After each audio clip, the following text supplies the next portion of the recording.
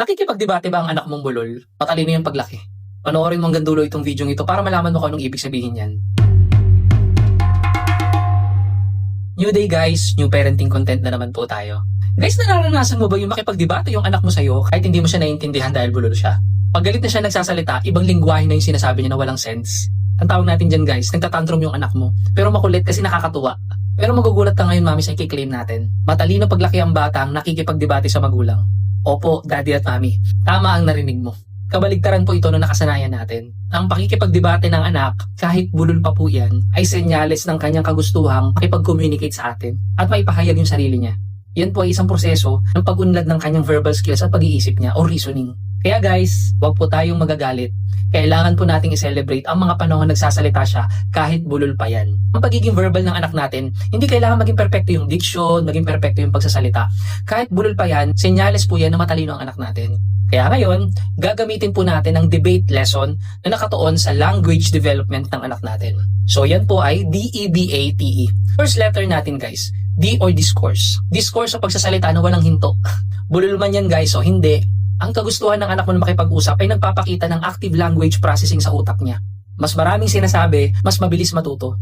Second letter natin guys, no, E or exploration. Exploration ng mga salita. Ang paggamit niya na parang ibang lengguwahe ay pag-i-experiment sa tono at tunog. Ginagaya niya ang pagkikipagdebate nating mga magulang. Third letter natin guys, no, B or boses. Paggamit ng boses upang makontrol ang usapan. Ang bulol po na bata na nakikipagdebate ay nagpapakita ng gusto niya sabihin na makakaapekto sa desisyon mo gamit ang mga salita niya. Isa pong mahalagang skill po yan kahit paglaki niya. Next letter natin guys, no, A or artikulo.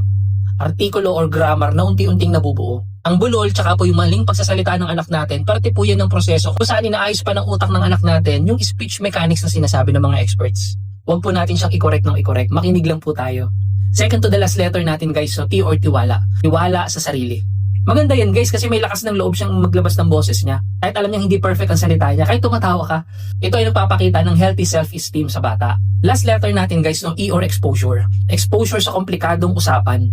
Kapag nakikipagdebate ang anak mo sa'yo, nag-e-expose siya ng mas komplikadong verbal exchange. Nagpapatibay po yan sa future na communication skills ng anak natin. Kaya guys, huwag po nating pigilan ang pag-unlad ng verbal skills ng anak natin. Huwag po nating i-shutdown guys. Huwag nating sasabihin ano daw? Umayos ka nga.